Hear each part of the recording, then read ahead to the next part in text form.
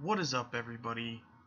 Welcome to the first edition of Dan's Wrestling Podcast. I am Dan the Movie Man, and today we got a lot of stuff to talk about. So, basically, how this is going to work is I'm going to run through the week in professional wrestling. Usually, I won't be talking about TNA, but today's that exception. I might talk about indies, but for the most part, it's going to stick to WWE because that's what I watch on a weekly basis. Now, I also want to say that I'm recording this after the Cruiserweight Classic and NXT on Wednesday night, so those will be fresher in my mind than Raw. Also, I will not talk about last week's SmackDown just for the sake of I really don't care. I will start talking about SmackDown next week after SmackDown goes live because that's when I'm going to start watching SmackDown and probably caring. Anyway, let's first of all, I'm going to pull up some Raw results just to refresh my mind because I cannot remember what happened on Raw for the most part. I remember some of it, but not all. I missed the beginning of the show actually, but the show did kick off with a battle royal. We were going to figure out who the new champion, the new number one contender for the Intercontinental Championship. The Miz has to defend it, and I didn't see this until later, but Bob Backlund and Darren Young were in the same room for once, and it blew my mind away.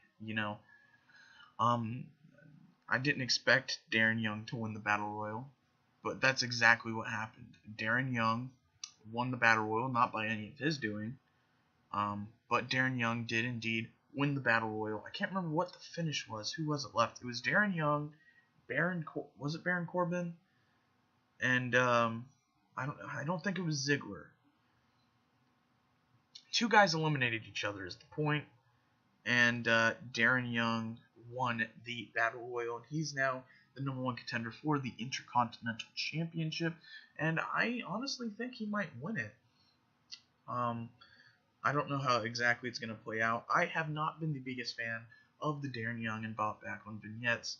They have been very boring to me and very repetitive, and I think it's stupid that they couldn't just put them in the same damn room for one of these things. They've been stupid and cringy, and it's, I don't like it. I don't think that's the way to build someone up. I think if you wanted to build Darren Young up, saying Bob Backlund's with him now, air vignettes of Bob Backlund training him. This is a guy who in the 70s, the late 70s, early 80s, was the guy in the WWF. Bruno was, for the most part, retired, and he led the trail as the WWF champion, and he was super over, super popular. I just don't understand, obviously, and he's still in great shape, and he's made returns, and he had the run, 96, I believe. And, I mean, this is a guy who is believable. Bob Backlund is believable, and I believe, it's very believable guy to be training you. You're getting trained by the guy who I think is only second to Bruno in longest championship reign. That's pretty good. So I think they wanted to build him up. They should have just shown training vignettes, maybe Darren Young, and not the stupid stuff they were doing. I'm not the biggest fan, but you know what? I'll get over it. We'll see where things go from here now that they're in the same room. Next up, we had Zack Ryder versus Sheamus. Basically, last week on Raw, which I didn't watch, but I did watch clips on YouTube. Zack Ryder and Big Show were the surviving members of a tag team match which pitted Team USA versus the Multinational Alliance. Now, I must say, as much as I am an American, and as much as I love this country, they constructed this match horribly with the people on each team. Team USA was captained by Big Show. Team Multinational Alliance was captained by Jericho. It also had Kevin Owens. It also had Sami Zayn. It also had Cesaro. It was just a much better team. And it kind of was stupid the way they had the Team USA win. Also, a big gripe of mine from this match is that, crap, I just forgot who it was. Someone gets disqualified. Who was it? Can't remember. No, it was Kevin Owens. Okay, I remember. I'm sorry. Kevin Owens attacks Sami Zayn and gets disqualified. But he's attacking his partner, which he can't get DQ'd for. Then he hit Kane with the chair, and then he was rightfully disqualified, I guess. Then Kane grabs the chair and hits Kevin Owens, and Kane gets disqualified. But Kevin Owens isn't in the match, so he shouldn't get disqualified. It was stupid. Okay, it was just stupid. But Zack Ryder actually got the win. And, as much I love Zack Ryder as much as I love him. I just think the match was poorly constructed. But that Thursday on SmackDown, Zack Ryder had a singles match with Sheamus and beat him clean. So in this edition of Raw, Zack Ryder was attacked by Sheamus, went out there, hurt, wounded, and he was beaten by Sheamus. But the caveat is, he did issue a challenge to Rusev on SmackDown. Rusev came out, beat up Ryder, put him the accolade, and accepted. So it looks like Zack Ryder is getting sort of a mini push, or maybe they're just feeding another guy to Rusev. Who knows what they're doing with him, but it's whatever. I want to move on to the Lucha Dragons versus Breezango, which I actually very much enjoyed.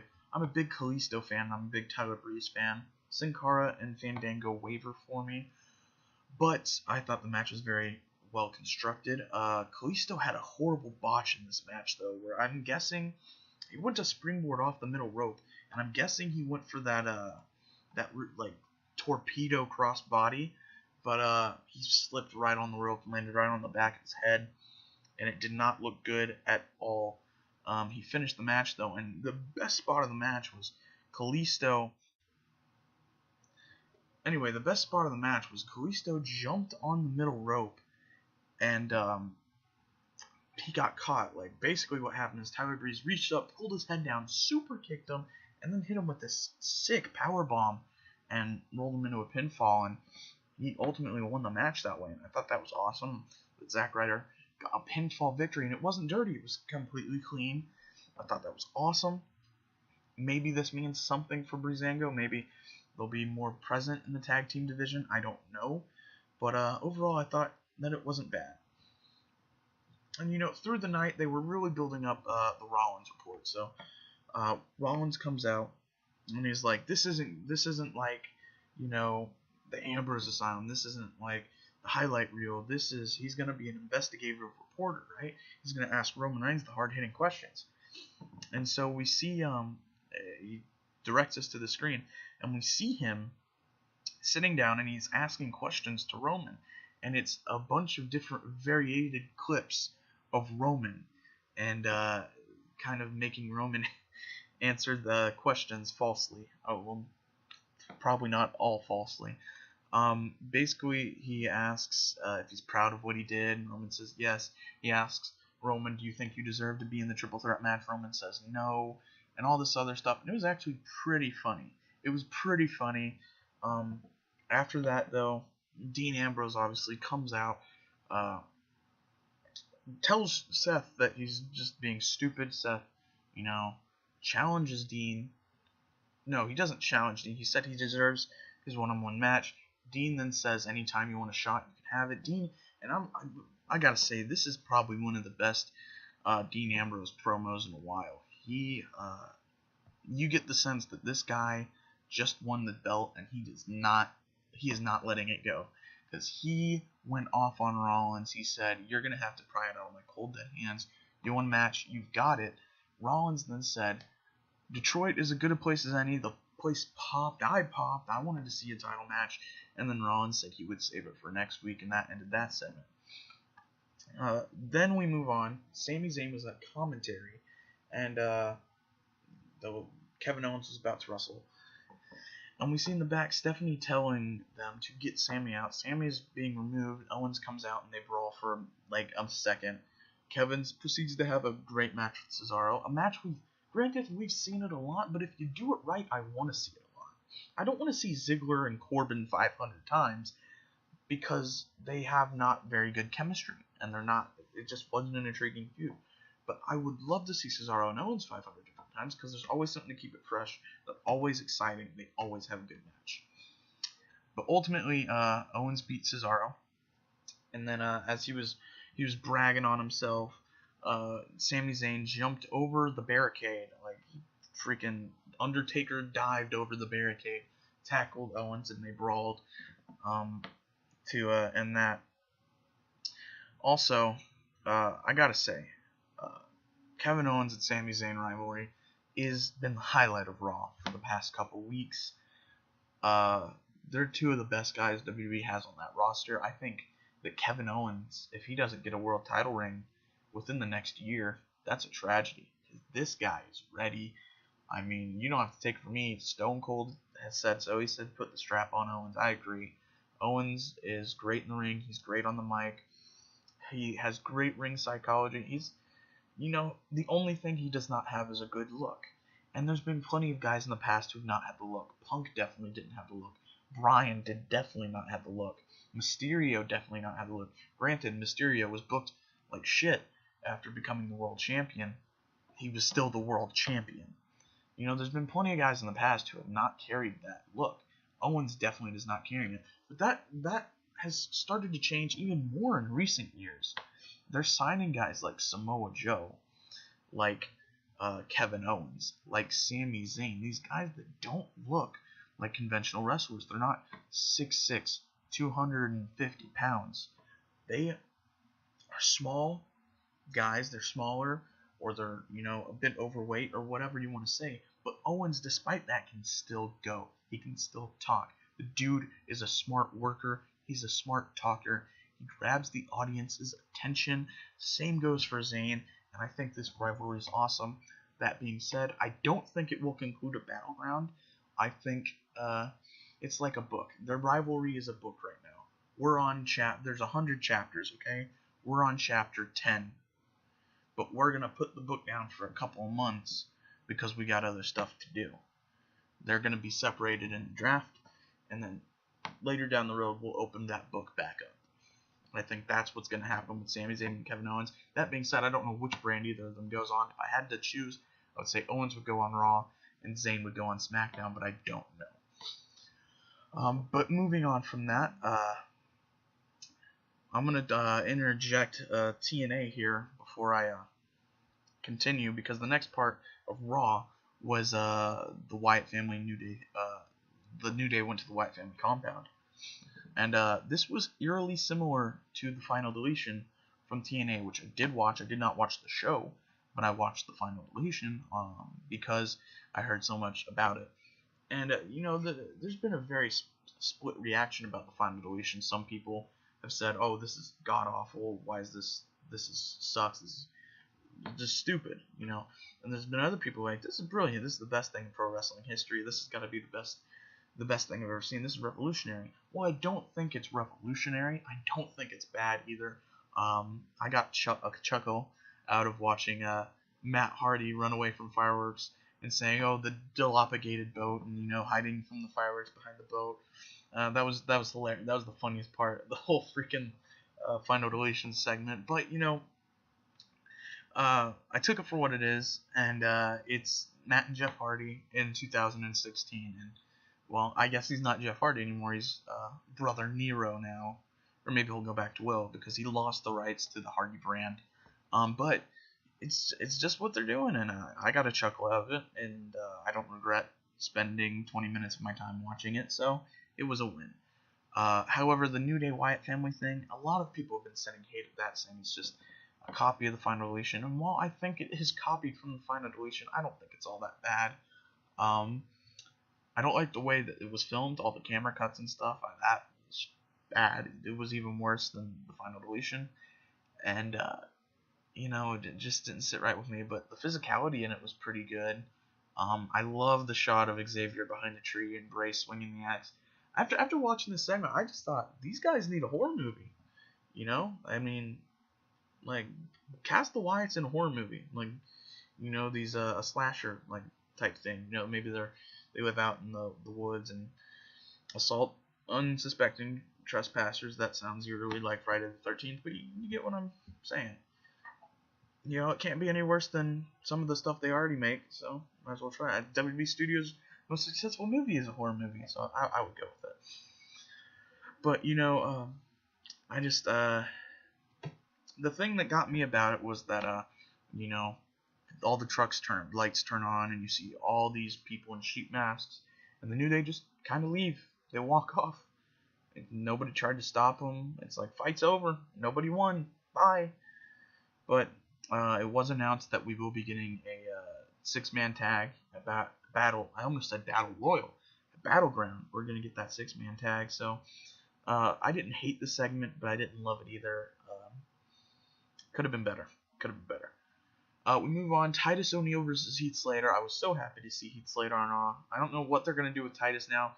He's moved on from the Rusev feud, but they're not quite just letting him fall into nothingness. They just decided to job out Heath to him, and it's exactly what you think, just a squash match. Nothing much to think of it, just whatever.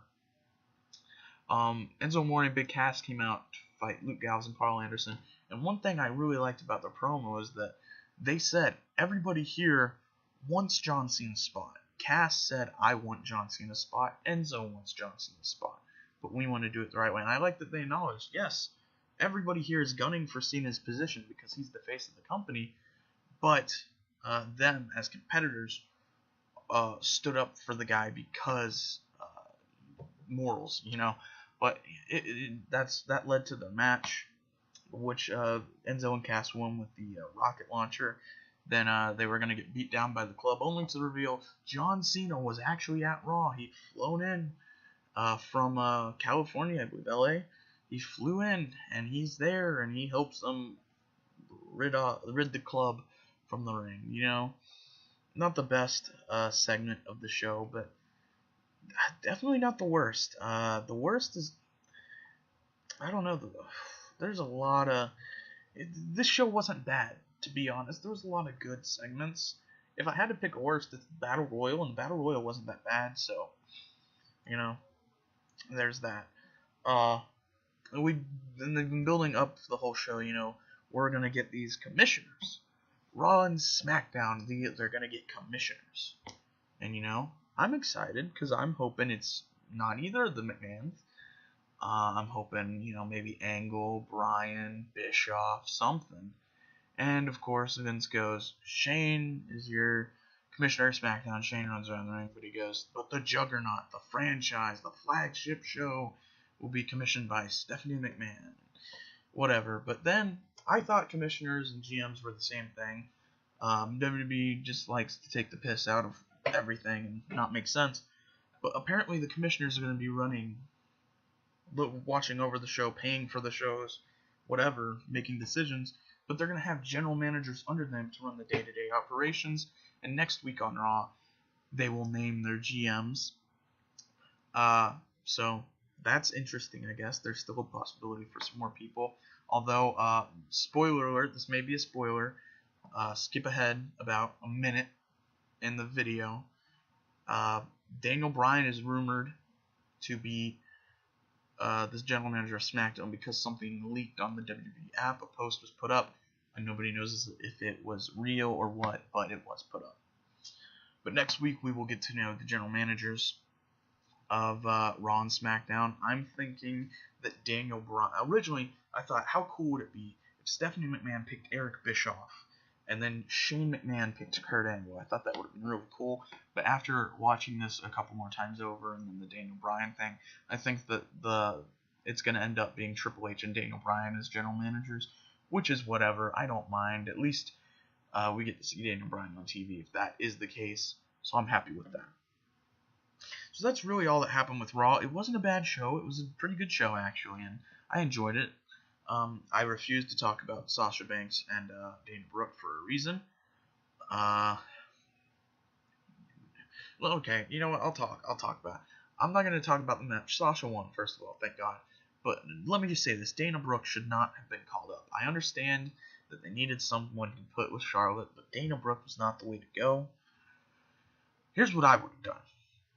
If I'm WWE and I want to bring up someone to be with Charlotte, so someone that's supposed to protect Charlotte, I'm going to bring up Nia Jax as Charlotte's bodyguard, because that's someone who's believably strong, can believably protect Charlotte, and believably be a threat to Sasha Banks. We knew going in, there's no way that Dana Brooke is going to beat Sasha, but maybe if Sasha's facing Nia Jax, I don't know, maybe Nia Jax is going to beat Sasha.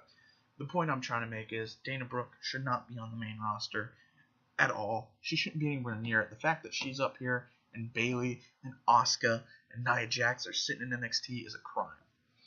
But I'm going to move on from Raw. Move on to NXT, which is more fresh in my mind. And really, NXT tonight was just one match. It was building towards one match. At the top of the show, Samoa Joe came out and he said, I'm here for the same reason everybody else is here. I'm here to see Balor versus Nakamura. And Joe had cut one hell of a goddamn promo at the beginning of the show.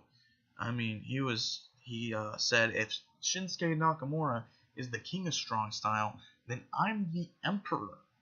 Which I thought was awesome, because he did say, I brought strong style to these shores before you did. And he's not wrong. But Rhino would come out to interrupt him and won a match, to which Joe would leave the ring and say, I'll whoop your ass on my time. It was later announced that they would be facing off next week. A bunch of matches were released for next week. We have next week on NXT, we will have Rhino versus Samoa Joe. We'll have American Alpha versus the Doctors of Pain or the Authors of Pain. I don't know. I haven't watched NXT in a while. And we will also be getting Bayley versus Nia Jax. So it should be an interesting NXT next week. But back to everything. It was really building up the match. They were like, next, we're going to have the match. And then they cut to a commercial. And then they're like, all right, entrances. Cut to commercial. Announcement, 2 minutes of match, cut to commercial. Because they really didn't want to put any other matches on the show. And I understand that. But the show ended up ending 10 minutes early because there was only one match on it. But let me talk about this match. This match was awesome. Finn Balor and Shinsuke killed it. First of all, people were chanting this is awesome before the bell rang, which isn't a compliment anymore. It's oversaturated. I get it. This is awesome chants are definitely deserved at certain points. Sami Zayn and Nakamura deserve this is awesome chants. This match deserved this is awesome chants, but not before it starts. Seriously, they'll chant this is awesome if Sasha Banks walks into a building. It's too oversaturated. There's moments that deserve it, but before a match, no, I just don't think so. Unless it's like AJ Styles versus Cena, that's a this is awesome chant. That's a good time. Not nothing else. I mean, Nakamura and Finn Balor, while it is awesome, you don't need to chant it. Okay? It's oversaturated. They chant this is awesome at everything. Quit it. But anyway, the match was good, and if they would have chanted this is awesome during the match, I would have been fine with it, but whatever. But the show was great. The match was great. The show was the match. The match was great. I guess I have been out of it for too long. Apparently Finn Balor's Bloody Sunday is now called 1916, which is weird because most people finishers either relate to their character or they're just a name of a move. Like the name of Kevin Owens' finisher is the pop-up powerbomb, so he calls it the pop-up powerbomb. You know? But MVP, we'll use him as an example. His gimmicks that he's an MVP, so his finisher is called the Playmaker. Makes sense. But 1921 is not the name of the move Finn Balor uses. The name of the move is like single underhook DDT. And, you know, 1916 does not pertain to his gimmick at all because, I mean, unless Finn Balor's demon arose in 1916, I don't know the lore behind the demon. But I don't understand why it's called 1916. But Balor was the first man tonight. He became the first man to ever kick out of, I'm going to try and pronounce this right. I'm not going to, whatever they're calling it now. It's Bombay, okay? He kicked out of the Bombay, all right? whatever Corey Graves is calling it. I know it's not your fault, Corey. You're good, but oh Vince. But this is a great match. He hit 2 Bombairs to finally get the win, and I must say the second one was pretty crazy. It's pretty crazy. Man, they just killed it. They killed it. I still don't think it's as good as Sami Zayn and Nakamura, which is so far match of the year. But they did a great match, and I think this is Balor's farewell. I don't think we'll see him wrestle another match in NXT. I think he gets drafted on Tuesday, and if he does, I'll be here to cover it. Don't you worry. But yeah, I think that was Balor's final farewell in NXT. Great showing, great match, and we'll see what the future holds. But that was really all that NXT had to offer. Now I'm going to move on to the first edition of the Cruiserweight Classic, so if you haven't seen that yet, you might want to skip, unless you don't care about getting spoiled, the 4 matches, and I'm going to have to pull up this paper here, because I'm an idiot. The 4 matches that kicked off the first episode of the Cruiserweight Classic were Arya Daivari versus Ho Ho Lun, or Lun, I think it's Lun, Ho Ho Lun, Alejandro Saiz versus Gran Metalik, Kota Ibushi versus Sean Maluta, and Cedric Alexander versus Clement Pichot. So I want to talk about Saiz and Metalik first. And there's a running theme through this show, and that's that person gets beat down for... First of all, the matches were shorter than I expected. I think the matches are going to get longer the farther in we get in rounds. But it seems the theme of the night was person gets some offense in, person gets beat down whole match, person comes back to win. That's what happened in this match. Gran Metalik got some offense in early, but for the most part it was Alejandro Saiz dominating him, and Saiz caught my eye because he did this amazing shooting star press off the apron to the floor, which I thought was crazy for a guy who just 2 weeks ago was 230. That's insane. He really impressed me in this match, but ultimately Gran Metalik got the win with a I don't even know what the technical name for the move is, but he picks him up for like a fisherman buster. That's what it was. Hit him with a fisherman buster, and it looked like he broke Alejandro Saiz's neck, and he gets the win in a very good match. All these matches were very good, but Arya Daivari. Oh, by the way, I predicted Gran Metalik to win that match, so I went 1 for 1 in the night. Then you move on to Arya Daivari and Ho Ho Lun, which this is one I was kind of worried about because I picked Ho Ho Lun to win. But, Arya Daivari, they really brought up the fact that his brother used to be a competitor, and he was really compelled by his brother, and he's always wanted to do this. So I thought, it's very possible Daivari beats Lun here. And once again, Daivari had offense the entire time. Ho Ho Lun is the dropkick master. He was hitting standing drop kicks, jumping drop kicks, drop kicks, top rope drop kicks. He was hitting drop kicks all over the place. Very good drop kicks. But he came back to win with a German suplex, and I was thinking that's weird. Somebody uses German suplex as a finish, but holy crap, he delivers quite the German suplex. You would think that Arya Daivari is not going to remember his name after that German suplex. It looked like this dude got whiplash. Like, it was a very compelling German suplex, and if any German suplex is going to finish someone, that's the one that will. So Ho Ho Lun won, advancing to the next round, putting me 2 for 2 for the tournament so far. We're going to move on to Cedric Alexander and Clement Pichot. I was very confident that Cedric Alexander was going to win this once again. Clement Pichot was dominating the whole match. And he kind of interested me because he's a smaller guy, but he's very big for his size. Like, he's very buff. He's got big shoulders, big chest, big arms, and he's a ground wrestler. Like, not like technical, but you know what I mean. He doesn't fly at all. He's not going to do a flip. He's not going to do a moonsault. He is a powerhouse. And, I mean, he was dominating Alexander for a while. Alexander hit sick, picture perfect springboard clothesline. And, I was waiting for that corner drop kick the whole match, and it didn't happen. Because if you don't know, just look up Cedric Alexander corner drop kick. This dude has the best corner drop kick in the business today. I will attest that to the day I die. That is freaking amazing. But I was surprised by the finish because Arya Daivari hits this big, discus clothesline, and Alexander kicks out. And he goes for it again. Alexander ducks, picks him up for like a back suplex, but throws him up and hits him with the lumbar check.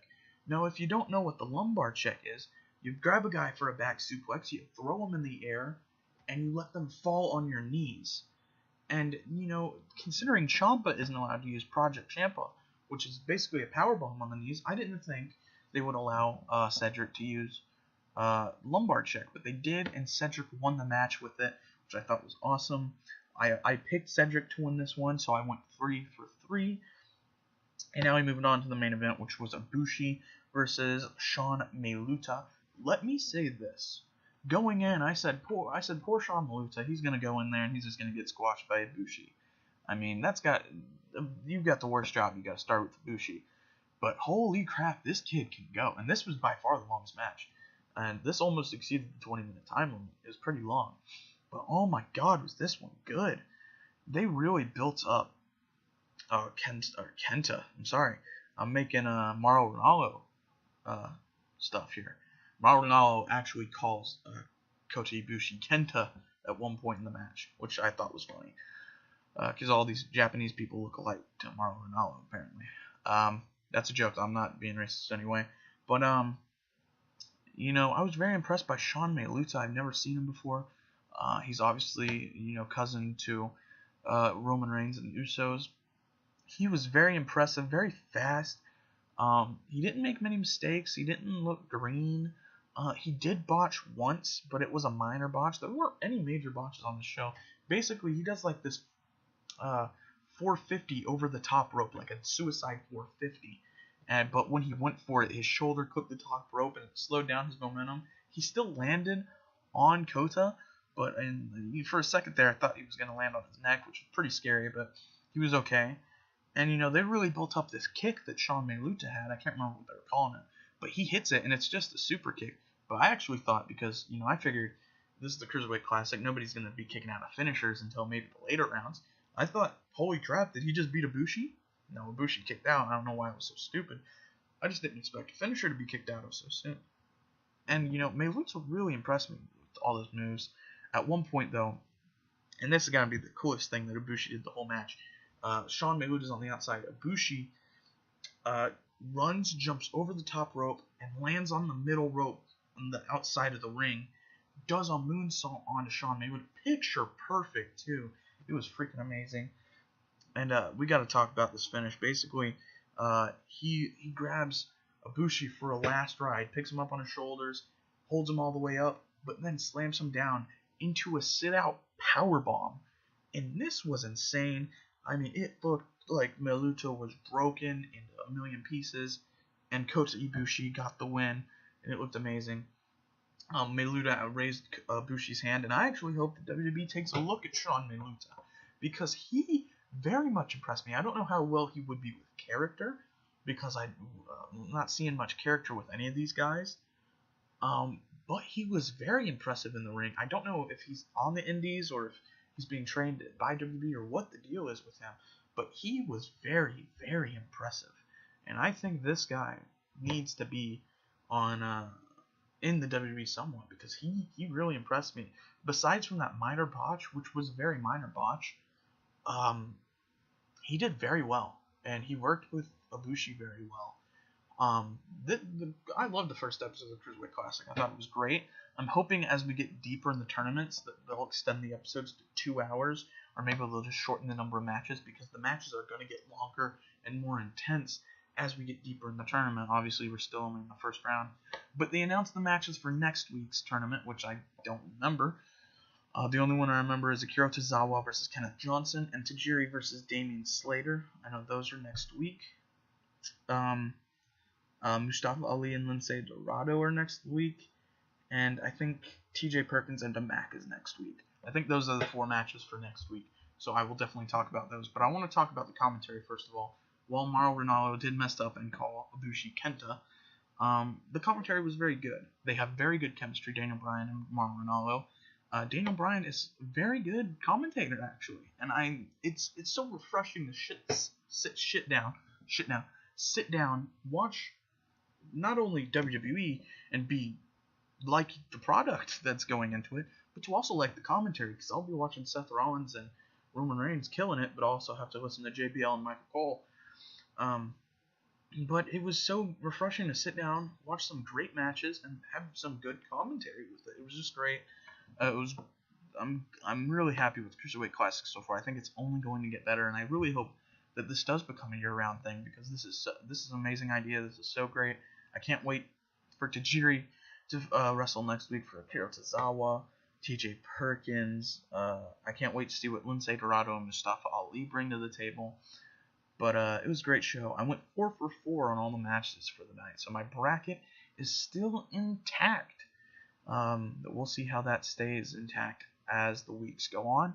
But that's really all I have to talk about on podcast day. I know it's short, but you know, as SmackDown moves, I will be also watching SmackDown and reviewing it. So there'll be a lot more in this podcast if I ever want to do a draft thing, or if I want to talk about something specifically, I'll bring it up at some point in the show. Today it was just really going over the shows that happened this week. I think that this will be longer. Usually this will be about an hour.